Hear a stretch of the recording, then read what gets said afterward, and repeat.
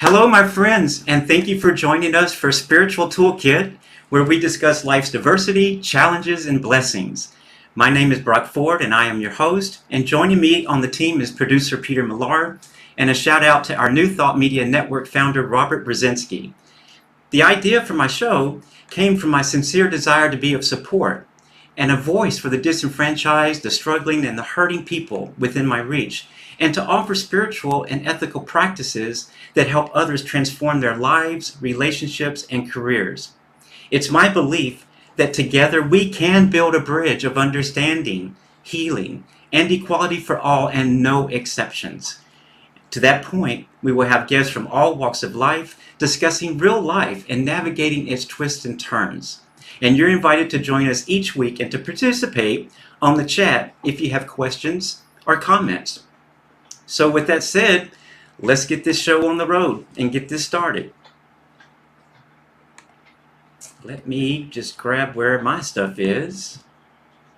There we go. Today, my guest is Reverend Maggie Oman Shannon, who's an ordained unity and interfaith minister, workshop and retreat facilitator, and lifelong crafter, whose passion is exploring the relationship between creativity and spirituality. She's a former magazine editor and creative coach, author of 9 books, y'all, and some of them are Have Hope, Prayers for Healing, A String and a Prayer, Crafting Calm, The Way We Pray, Crafting Love, Prayers for Hope and Comfort, Crafting Gratitude, and One God Shared Hope. I think I mentioned all 9 of them there. Maggie actually lives in San Francisco with her husband and 2 cats, and her daughter is back east at college. Maggie is Minister Emeritus of Unity Spiritual Center of San Francisco and served as senior minister there for 12 years, which is where I met her.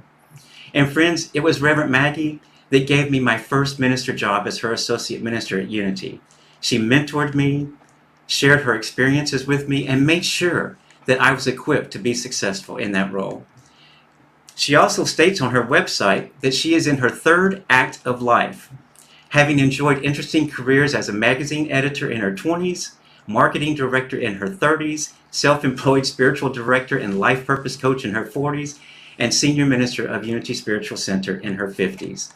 She says that connecting with Spirit through creative expression has been central through all of her journeys. And you can also check out her website at maggieomanshannon.com.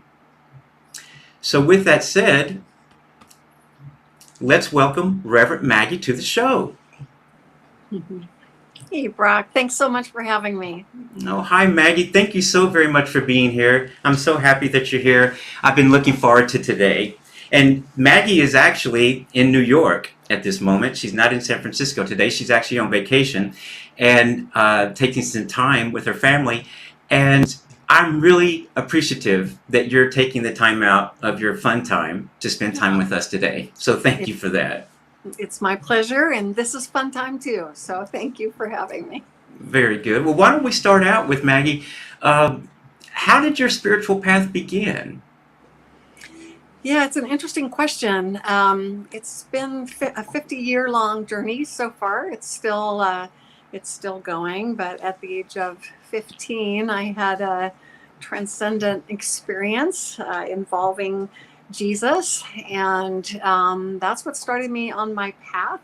At the time, my parents were kind of disenchanted with the church, and so it was up to me to try to find outlets for instruction and edification. And so the one closest to me, easiest to get to, was the Young Life group through my church, and that's where I kind of started. And through the years, I have studied all world religions. I actually was first ordained as an interfaith minister because I find it so interesting to learn what other cultures and traditions believe.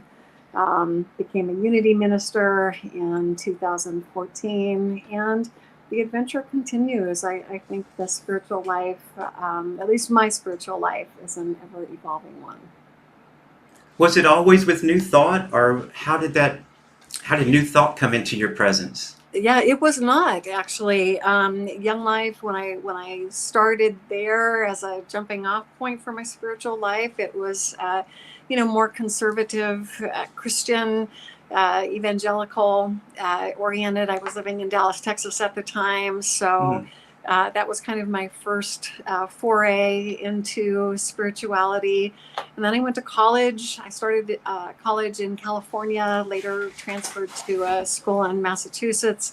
But when I was on my own, and especially in California, I kind of resisted or rebelled a little bit about against some of these teachings. And so I wanted to explore. And I think that's what started me on my different spiritual explorations.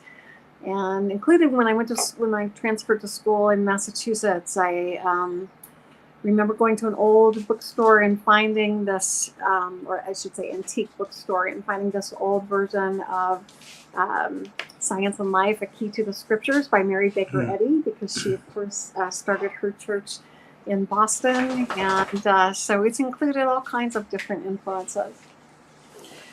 When I don't know that I knew that you were in Dallas. Did we ever discuss that? I don't We recall did. that. Did Yeah, we? you may have forgotten, but we both had a stint at the Dallas Times-Herald. So, Oh, that's it. I do recall that. But yeah. I lived there for 8 years. I moved there in, I believe it was 1987 is when I moved there. But at any rate, what church did you go to there?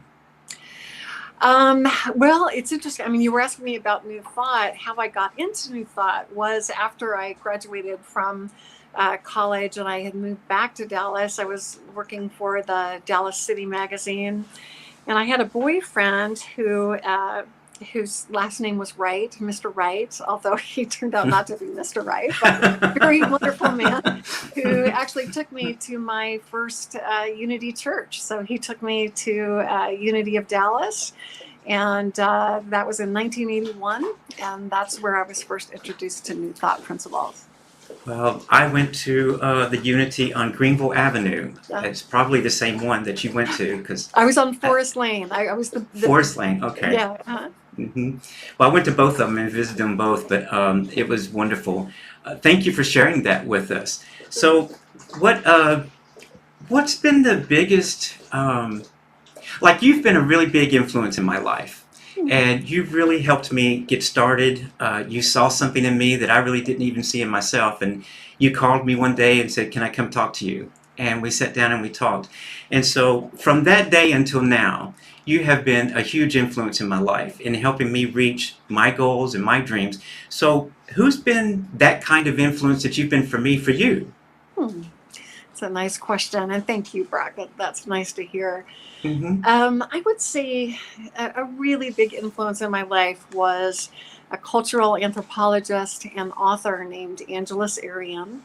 I had read her book, The Fourfold Way, I think, before I even moved to San Francisco.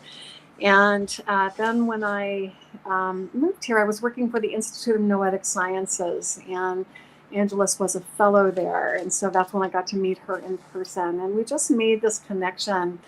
And it was something she saw in me. We were she was facilitating a retreat among our staff, and I had made a comment that was not the most popular comment I could have made. And when I was saying goodbye to her, she whispered in my ear, "Always speak the truth. Keep speaking the truth." And that meant so much to me. And I ended up not only studying with her, but also working for her. And she was a tremendous influence on my life because she was a very dedicated and devoted spiritual teacher, but one who was so down to earth and so affirming. And if you gave her a compliment, she would always turn it around. She would always find a way to turn it back to you and say, "Well, it takes one to know one." And her example has been extremely meaningful to me, and one I've tried to follow myself through the years. Will you tell us a little bit more about Noetic Sciences? Because I really don't know that much about it. Sure. It's still around. It's a nonprofit organization that was founded by an astronaut. And I'm not Edgar Mitchell. Edgar Mitchell was an astronaut, and he had a transcendent experience in space and decided to come back and study where science and spirituality might intersect. So he started this think tank in Sausalito at the time. It's now moved. It's got its own campus that's on the border between Marin and Sonoma counties in Northern California. But it was a fascinating place to work because we had people who were really on the cutting edge of all kinds of things that New Thought is actually addressing, and which is certainly very compatible with New Thought theology. So people like Peter Russell, who was Deepak Chopra. We had a lot of heavy hitters walk through the doors of IONS. And it was such an incredible education. My position there was director of marketing, and I got to meet all of these incredible people, including Angela Sarian, who was, a fellow there. So it was a great educational experience to really, jump into the deep end of some of the more interesting scientific and spiritual work that's being done. Very interesting. I'm going to look that up and see more into that. We got a chat. Someone put something in the chat, said, could you please describe interfaith? Interfaith, that's a great question. So it's one of those terms that's also being supplemented a little bit by the term interspiritual. Interfaith, the program I went through, talked about had us study different faith traditions so that we had a grounding in what other traditions believe. But interfaith, as I see it, is really a very honoring position and somewhat of a pioneering one, where it's a realization that in order to live in an increasingly diverse and pluralistic world, we need to find out where we have common ground. So interfaith, interspiritual is a way of finding that common ground, not necessarily appropriating it, but always appreciating it and honoring it and wanting to learn from it. So that idea that we have something to learn from everyone. And the Dalai Lama wrote the introduction to my first book, Prayers for Healing, when it came out in 1997. And something he said in his introduction, I think, is a great way to frame it. He said, we learn about other traditions not so that we can convert to them, but so that we can learn from them. And that's how I see interfaith. That's really beautiful. I like that. Thank you for sharing that part. And and I know what interfaith is as well, but they wanted you to answer that, so thank you. Yeah. But interfaith, my master's from Emerson Theological Institute is in interfaith religious studies, and I can tell you, just like what you were saying, is that it gave me this huge scope of what all these other religions believe and what their tenets are and their principles and practices. And so I learned a great deal during that particular class of studying all these different books about different religions, Episcopal, Baptist, non-denominational, all these different things. And it was a huge eye-opening that we're all seeking something higher. We're seeking spirit, we're seeking happiness, whatever that is. And I believed that interfaith gave me the path, so to speak, to be able to talk to anybody in any religion. And because it's about love, and if they want to get a little bit more in depth and talk about Jesus and things like that, that's fine and wonderful too. But I'm glad that I went through that interfaith because it gave me a broad spectrum of all the different types of religions. Yeah, and I really think that even for lay people, it's an important thing just to have a basic understanding of what different faiths believe, because so much of the conflict in the world is because of fear. People don't understand other faith traditions, other people, and the more we're able to sort of lay down, our particular beliefs, just to open up and learn about others, the better off I think we're going to be. And you always said that when you were minister of Unity on Ocean, in San Francisco, that everyone is welcome and everyone is desired and loved. And that was one of the beautiful things. Matter of fact, I'm going to say something about that in a few minutes. But I wanted to ask you, I've heard you say that it's not just creativity that you're interested in, but something more. What does that mean? What is the more to that? The more is creativity as a spiritual practice. I think we all have different doorways through which we experience the divine. And for me, one of the most powerful one has been through creative activities. And that has turned out really to be my passion, is helping people to find different ways to experience the divine through a creative experience or activity. And to realize that so often we are having spiritual experiences, doing things that we may not think of as being spiritual, but it always kind of saddens me a little bit when I hear somebody say, "Oh, well, I love being out in nature, but that's not a spiritual experience." And it's like, well, it sounded like in your case it definitely was. And so Hmm. I'm interested in kind of broadening people's perceptions of what spiritual practice can be, and how specifically creativity can lead you there. I know that when I first started coming over there, upstairs you had an office, and it wasn't really an office; it was an art room, and Yeah. it was just full of all of your paint works, all the brushes and paints, and all the tools that you use to do art. And I found that very fascinating. And didn't you have art classes or something like that there also? Oh yeah, yeah. In fact, I've been taking a little bit of a hiatus from teaching, but I'm thinking about gearing back up and offering some classes that are on particular projects. Sometimes it's involving making a book. Like one of the things I did at the church was called Soul Book. Um, uh, we did different things. I led people through retreats where they painted. They had a meditation and then they painted the vision from their meditation. And so Hmm. there are many different ways to access deep parts of yourself through art. And I always love introducing people to those. Well, I think that's awesome. And one of the things that brought to mind for me was things that bring us into spirit is listening to my Southern gospel music. I think you know that I like that. And Yeah. so I still listen to the Gaither Trio, and people ask me, how can you be in New Thought and listen to that? And I'm like, it still brings me peace. It still Yeah. brings me comfort.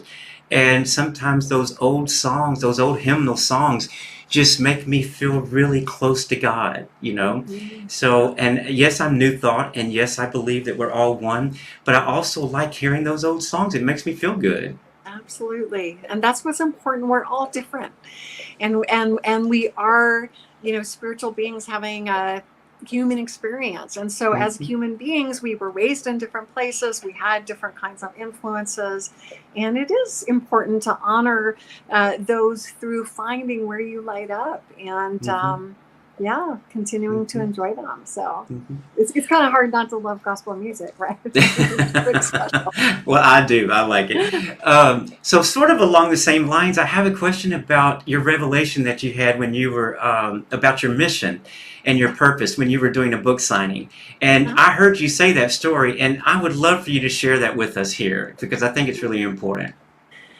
Yeah, it was interesting. I mean, I had pretty much, been clear that my main interest and path in life is around exploring creativity as a spiritual practice. And my very first book that I wrote about that, called Crafting Calm, came out in 2013. And I was in a book signing in Sonoma County, California, and I got heckled for the first time. And thankfully, the last time, but this guy would not let me go. He kept asking the same question. And he said, "Why did you write this book?"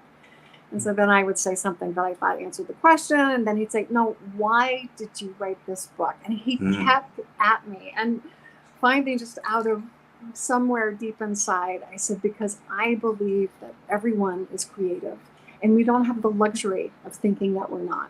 This Mm. world needs our creativity, needs everyone's creativity, and we need to offer it as service." So pretty interesting way to get at a very passionate feeling and realization that, when people say I'm not creative, I certainly have compassion for that, but I really do feel that it's not a true statement, and I love to help people find the ways, discover the ways in which they are in fact very creative, because as I said, we need everybody's creativity. I think that is a beautiful ministry that you have as part of your ministry. Thank you. It's wonderful. And part of your ministry was being the minister of the church where I went on Ocean, and I enjoyed hearing your messages. Every Sunday I looked forward to them. And the quote about your goals that became part of what you would say every Sunday, because I know that when I became your associate minister, you gave me the script, so to speak, of what you would say on the days that I would say them when I was up there. And I just think this is so beautiful. I have it written down. I'll read it, and then I just think this is beautiful. Y'all, I'm going to read it to you. It says, my goal, this is Maggie speaking, my goal in work and life is to be a source of hope, encouragement, and inspiration. I love sharing ways in which people can discover and deepen their own divine creativity. Above all, my desire, as I used to say at the podium every Sunday, is to help you know that you matter, that you make a difference, and the world is a better place because you are here. That you matter, that you make a difference, and that the world is a better place because you are here. Y'all, that is a core message that I think everyone needs to hear. It certainly made a difference for me hearing that, because I felt like I did matter when I heard that. So touch on that just a little bit. I love that. Thank you, Brock.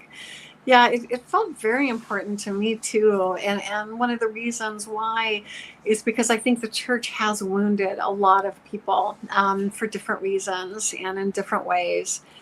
And, it's kind of interesting. Right now where I am is Chautauqua, New York, and I love Chautauqua. I actually live here for part of the summer.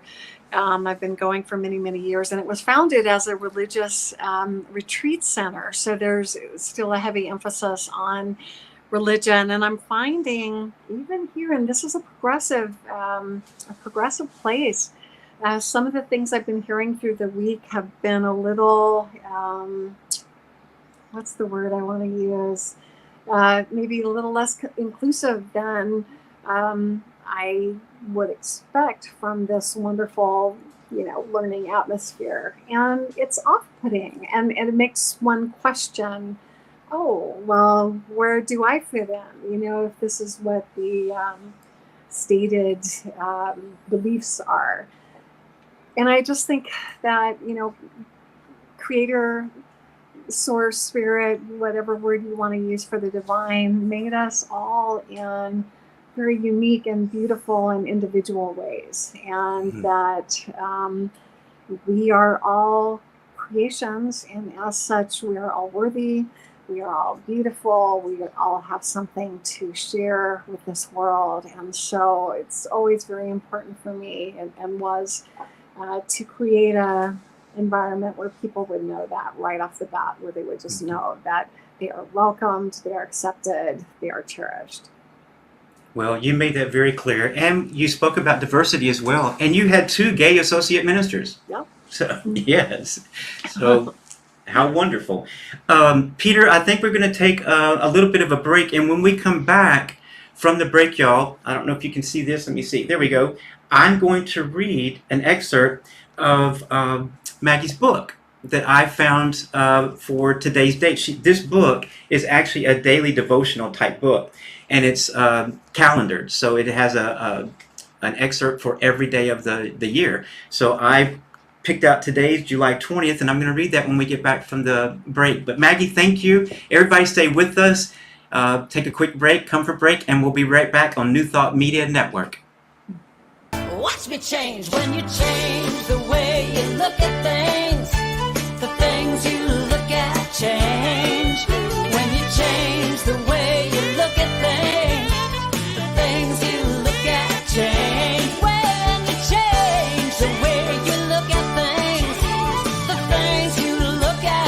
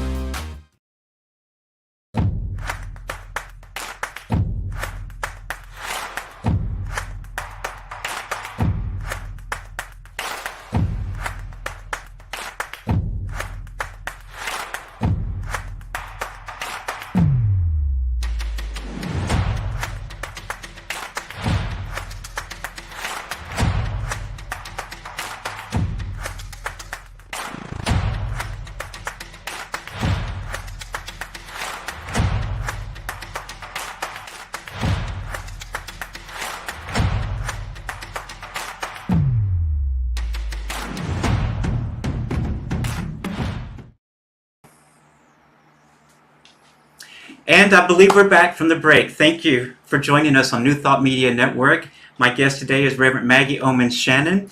And I told you I was going to read an excerpt from her book, and I'm going to do that now. And it's called Have Hope, 365 Encouraging Poems, Prayers, and Meditations for Daily Inspiration from Maggie Oman Shannon. And today is July 20th, so I went to that page. And I'm going to read you what she states about today, the quote that's there. And it states, in 1969, American astronaut Neil Armstrong is the first man to set foot on the moon's surface. Life affords no higher pleasures than that of surmounting difficulties, passing from one step of success to another, forming new wishes and seeing them gratified. He that labors in any great or laudable undertaking has his fatigues first supported by hope and aftermath rewarded by joy. Supported by hope and rewarded by joy. And that is from Samuel Johnson wrote that quote. Maggie, thank you for putting that in the book. So my question is, because I skimmed through a lot of the pages, and there's a ton of really good quotes in here. How do you go about putting all that together? What's the process of that? So that was my last book, my latest book. And there's an interesting story behind it, because I had the idea for Have Hope a year after I did my first book, which came out, as I said, in 1997. So this was an idea that I had for a long time. And I pitched it 3 different times, and I got turned down. Like, the publisher just was not interested in a book about hope at these different times that I pitched it. Even after Barack Obama became president, and he was running on hope, right? Hope and change. Yes. But I love hope. Inspires me. Hope is actually part of my mission statement. And so I collected these quotations about hope for literally 2 decades, and I just couldn't get the book idea out of my head, even though it hadn't been accepted yet as a book proposal. And then we went through COVID, right? And that was certainly a time when people were looking for hope. So I pitched it again, and it was accepted. And how the book is constructed, it was kind of an interesting puzzle piece for me, because what I wanted to do was to give people a hopeful event for every single day of the year. And so I went back through history to find a day for every, or a hopeful event for every day in the year, and then to kind of put them together with a quote about hope that actually used the word hope in it, that would explain that event in some way. And so it really was kind of a, process of seeing what would fit, what would make sense. There were days, I have to admit, where I had to stretch a little bit to come up with a hopeful event, but there is a hopeful event for every single day of the year. And so it's a deep one. So you can flip through it on any given day and hopefully find something of hope to you. Oh, thank you for that. And I just remembered this. My book is signed by Maggie. Yep. And it says, with deep thanks for your loving presence and heart for service, you give us all hope. You are so wonderful. But I had forgotten that you had written in there. I just saw it again. Thank you so much for that. And that explains that. I have a friend at the other Unity Church, the one that's downtown, so to speak, that I went to for 25 years, Alan Klein. Alan Klein writes a lot of books, and most of them are quote books. And you and he are sort of inspiring me to do the same thing and to write a quote book about diversity and things of that nature. But at any rate, so this is very inspiring for people, I think. Oh, that's great. Well, Alan and I actually know each other. We're colleagues and published by the same publisher. So I didn't know. Yeah. And so absolutely. I think that this world is in desperate need of inspiration and hope, and there can't be too many, right? It's true. So I would encourage you to do that. Well, thank you. And Alan, Peter, I'm not sure if I think Alan is my next guest next week, Yeah, or he's coming up soon. But I'm really excited to talk with him also. But I did not know that you two knew each other. absolutely. Yeah. Very wonderful. So, would you be willing, and are you prepared to read a poem for us today? I am prepared. It's funny, as I said, I'm in New York like a month out of the year. I don't have any of my own books here, and I may have to correct that. But I did come prepared with Oh, one of cool. my favorite poems. And what's interesting about this is that this is a poem I've known for many, many years, and I'm sure it will be familiar to a lot of people. And I'm taking a class while I'm here at Chautauqua. In fact, today was the last day of it, on keeping a Sabbath. Hmm. And so we did Lectio, was it Lectio Divina? Yes, Lectio Divina on this particular poem. And I read a stanza. I was trying to decide if it was Lectio, but it was. And there was something about reading this poem that I'm so familiar with, again, from a very thoughtful place for those who don't know the practice.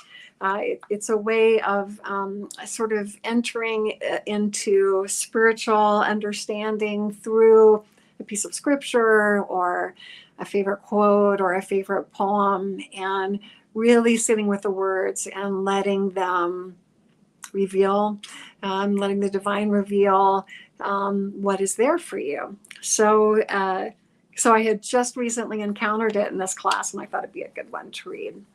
So it's called I Thank You, God. It's by E.E. Cummings. I thank you, God, for most this amazing day, for the leaping greenly spirits of trees and a blue, true dream of sky, and for everything which is natural, which is infinite, which is yes. I who have died am alive again today, and this is the sun's birthday. This is the birthday of life and of love and wings, and of the gay, great, happening, illimitably earth.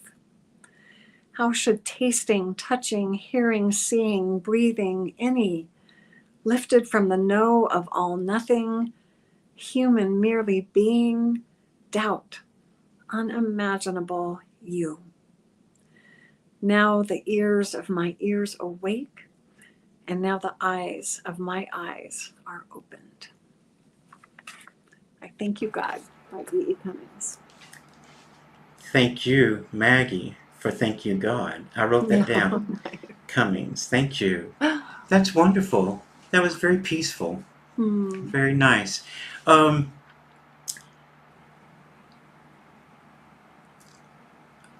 What is something that's big inside of you that you would love for the whole world to know? What's something that you could offer that would touch anyone that saw it or heard it? Well, that's a really interesting question, Brock, because recently that came up where I was sharing the answer to that with someone. And I actually was asked to write an essay. And the assignment was, what would you want to tell the world in 500 words? Like if you had 500 words to tell the world something, what would it be? So a very similar question. Mm-hmm. And what I wrote this 10 years ago. You can find it still online. I think it's, Illumine Me Today or something is the name of the website. But at any rate, what I said 10 years ago, I would still say today. And the gist of that is, of course, I had 500 beautiful words to say, but the gist of it is that there is always beauty to be found. Mm-hmm. And it's really hard sometimes to see it because we are living in such a complex world. You know, we turn on the TV, there are wars happening, there are horrific things happening.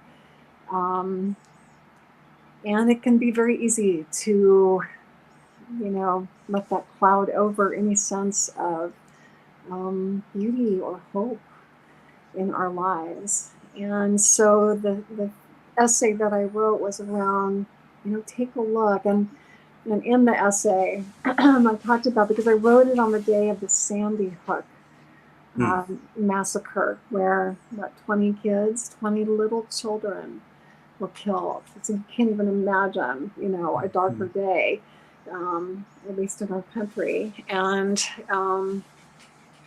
maybe you can, but it was pretty horrific.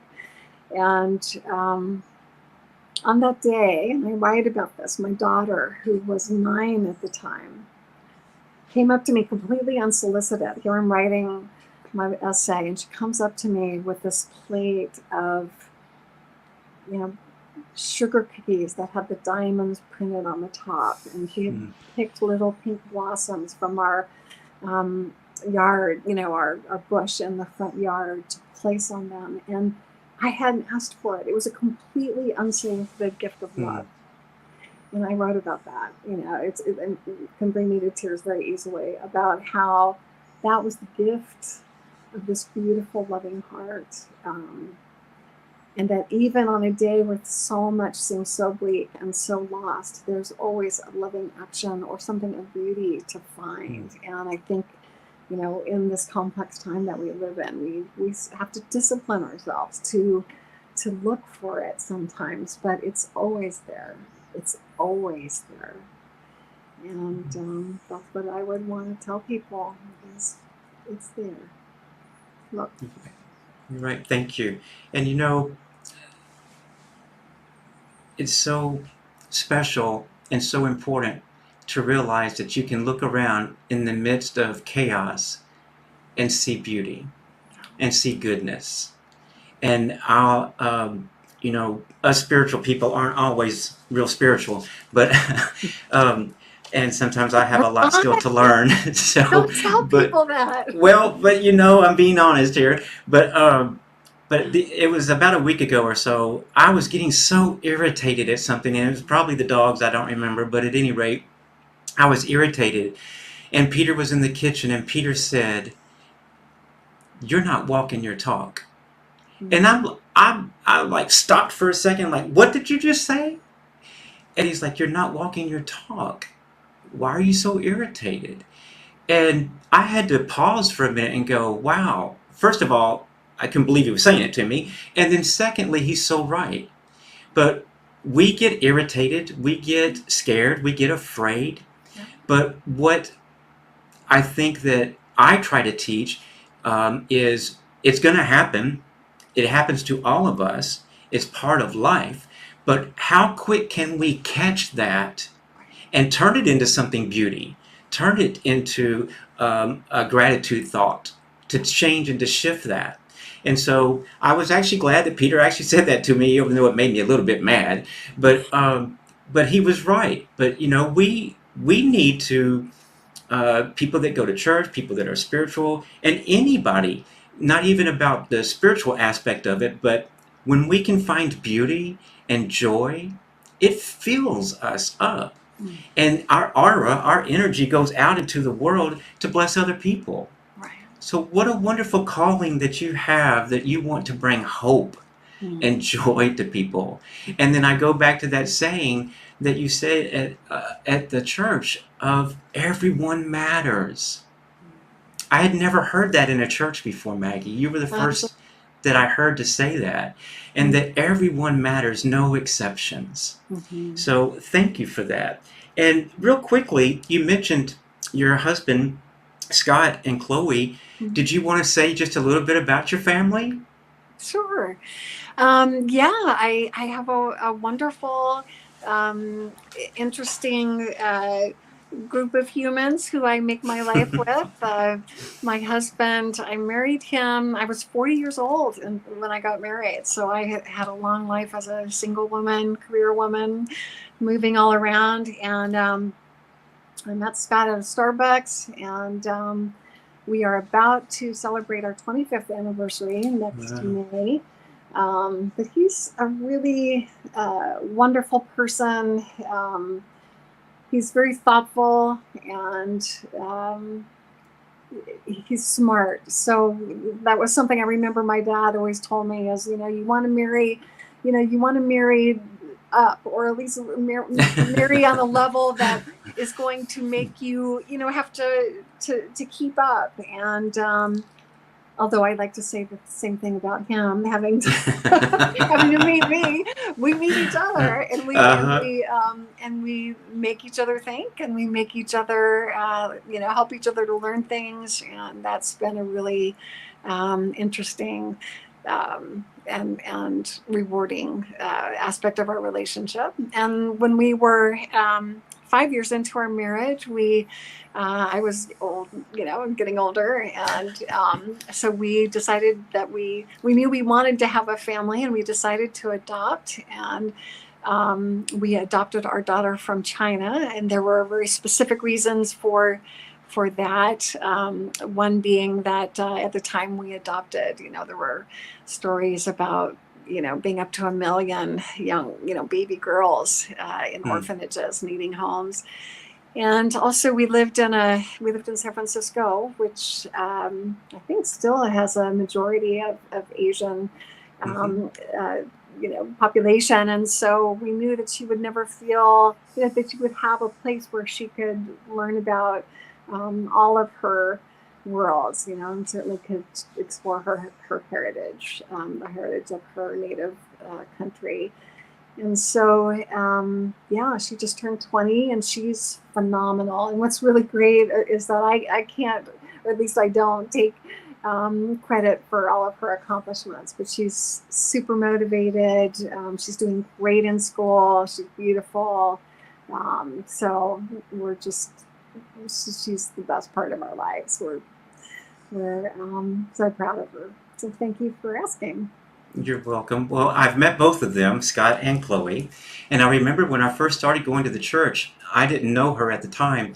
Probably my first or second time there, I was going to go see what was up those stairs. I was just being Oh, nosy, yeah, and I wanted to go up those stairs and see what was up there. And she was at the top of the stairs, just sitting there, yeah. and doing some artwork or something. Yeah. I believe that she didn't she help the children or something like The that at the church. teens, yeah, when she got older. Uh-huh. Hmm. But you have a beautiful family, and you can see the love that y'all share with each other, and you go on lots of trips too. I wish I could go with y'all on some of your trips, but at any rate, but thank you for sharing that. What I'd like to do now is to help our audience learn a little bit more about you. So, Peter, if you could go to Maggie's website, I'd like to show, if it's okay with you, Maggie, some Sure. of your artwork and just a little bit about your website. And everyone, it's MaggieOmanShannon.com. Is that correct, Maggie? That's correct. Yeah, no hyphen, but Oman Shannon is my last name. MaggieOmanShannon.com. And Peter, if you'll pull that up, we'd love to see some of it. There we go. And there you saw my words, beauty, hope, magic. Those are my organizing principles for my whole Ah, life. Yeah. okay. Peter's scrolling through. Oh, some of your artwork there. Yeah. Oh, stop right there, Peter. Very good. Now, those are paintings that Mhm. Maggie drew that used to actually be up on the wall of the church, Yeah. or some of them. And I don't know if Peter has it, but there's one that I actually purchased from Maggie that I just love, and it's so beautiful. I don't know if Peter, if you have that one or not, but it's Maggie does. You want to explain a little bit about what these paintings are and how you came about in this genre of painting? Yeah, these particular paintings that we're looking at right now came out of a training I did with an artist named Shiloh Sophia, and they were archetypes. So we were looking at different inner archetypes. So the very first one was my legend. That was the very first painting I ever painted, and I think probably is my favorite still. The middle one was the archetype of artist, and the one on the right is the archetype of the alchemist. But very interesting to paint, much bigger than I ever would have dreamed I would. These are all at least 36 inches wide, I think. And yeah, the training was so meaningful to me. I became certified in the method to teach it to others, intentional creativity, because it's a very spiritual process. And I discovered I was a painter. I never knew that about myself.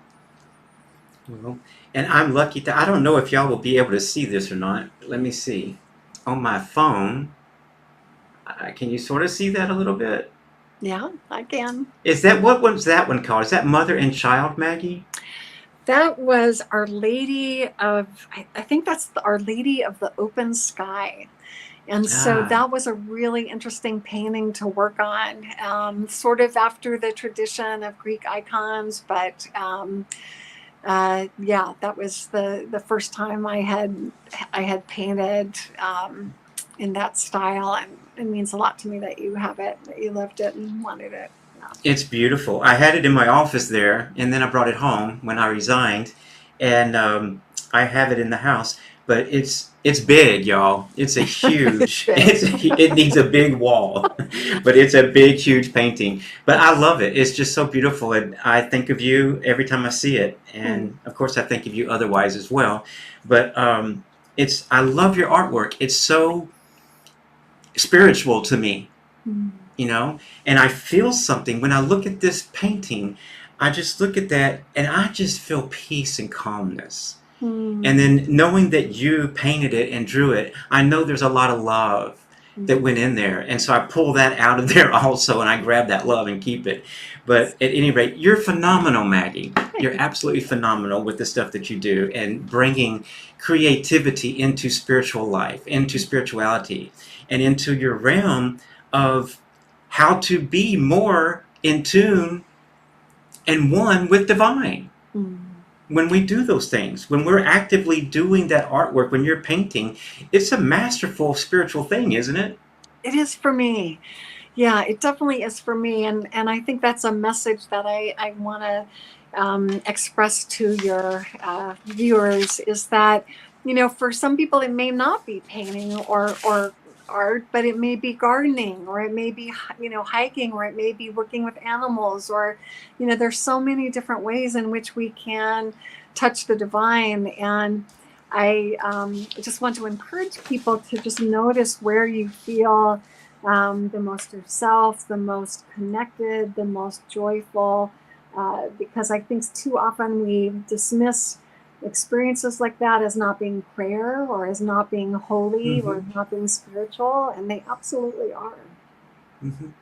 You know, as much as I get irritated with all the dogs here sometimes, for those of you that don't know, my companion Peter is a dog walker and also boards dogs in the house, and they stay for weeks at a time sometimes. But at any rate, to that point, Maggie, is that you know how much I love dogs. Yeah. I'm a huge major dog lover. And there are times when I'm trying to get some work done in the house, and I'll go to my bedroom, but the dogs are barking, they're running around, they're playing, they're having fun, they're knocking stuff over, and I'll get irritated. And those are probably one of the times that Peter says, you know, you're not walking your dog. So, but at any rate, but then just the other day, it was a couple of days ago, I was on my bed, I was just relaxing, it was evening time, and there was about 5 dogs just piled right next to me and on top of me and across my lap. And I looked down at them because I had just been irritated with them all a few minutes before. And I looked down at them and I thought, what a bunch of love sitting here with me, you know? And how can I be irritated at these babies, you know? And I just looked at them and I thought, this is the joy that I seek in my life. This is the comfort and the love that I seek in my life. And so it goes to what you were saying. We find it in all kinds of different ways. Absolutely. It can be gardening, like with Peter. Peter loves to cook. I do not like to cook. I do not cook. And I don't go to the grocery store. But that can be a spiritual experience, cooking. And knowing that you're cooking something healthy and good for your family, so to speak. Yeah. To nourish them. Yeah, in fact, this Sabbath class that I just finished today, she was talking about the Sabbath meal, which I thought was really interesting because I don't like to cook either. But if you were to approach it as being a spiritual practice or a way of extending love, that could become very meaningful. But you said something I wanted to pick up on, and that is that, even if we love something, if we become irritated with it, that doesn't mean that there's something wrong or that we're doing something wrong, because often we can get, as spiritual growth from those edges. So it's not like I love every painting or I'm happy, every time I'm working on something. Often I find, and it's a really interesting phenomenon, is that when I have to cover up a mistake or when I have to, go in a different direction than what I originally envisioned, there's some kind of growth edge or insight, or there's something that happens as a result of that. And I think that's true with everything, because as long as we're alive, we're still working on our stuff, right? Nobody has it together. And if you find anybody who says they do, then it's probably a good idea to turn around and run, because True. we're all just walking each other home, as Ram Dass said. I just thought of something I wanted to ask you, and it just slipped my memory. You had just talked about it. But at any rate, real quickly, Peter, was there anything else on the website that you wanted to show?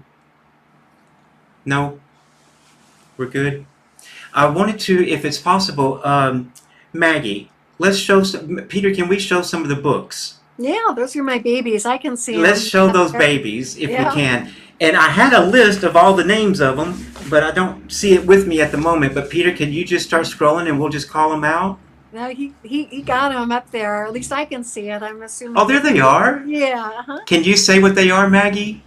Sure. The first one, the one that on the left, is Prayers for Healing, and that's my first book, and that's the one that the Dalai Lama wrote the introduction to.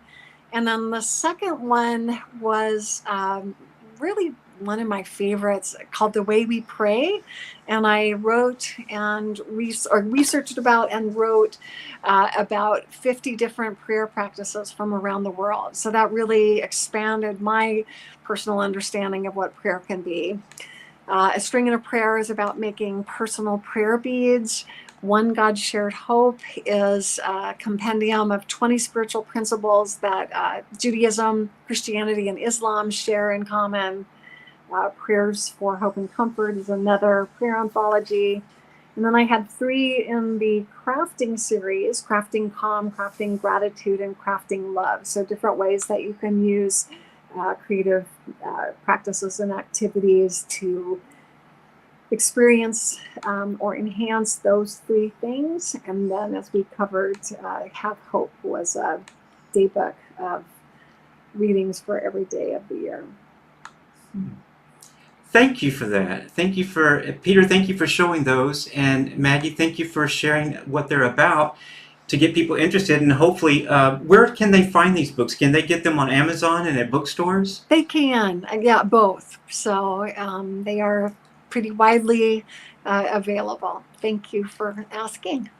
Of course, of course. So we only have a few more minutes left. Any last thoughts, Maggie? You've given us so much good information. I'm sure you have more, but any last thoughts? And well, let me ask you a question really quick. Yeah. Will you come back in several months down the road and let's go deeper into your awesomeness and let's pick some other things to talk about? I would be happy to. I would be happy Okay. to, particularly because you said I'm awesome. So yeah, Well, anything.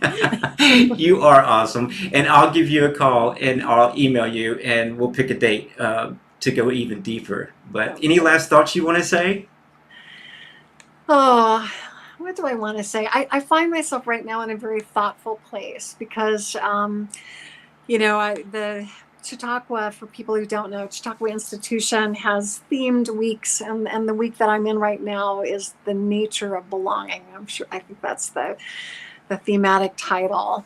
And as we know, we just are in a place in our country and really our world where, we are seeing division. And so it's just that, sense of there is beauty, there is hope, there is magic in this world. And how do we get beyond it? How do we get beyond these, hardnesses and boundaries within to open up to really be able to see that in everyone and everything. So I think any work that we can do to, as my teacher, I'll bring her back into the mix. Angeles Aaron used to say, to soften us, to deepen us, to help us come from the fullness of our heart. That's all good stuff. That's what the work of today, I think. Well, those are good, wonderful last thoughts. Maggie, thank you so very much, y'all. We've come to the end of our show. So, Reverend Maggie, I'm grateful for your participation and sharing such interesting, thoughtful, creative, and helpful information. Thank you. It was wonderful. Thank you. And thank you to all of our viewers and subscribers, and to Peter, my producer, and a shout out to Robert Brzezinski, the founder of New Thought Media Network. And join me next week when we meet with editor, ghostwriter, and author Francine Brevetti of San Francisco as well.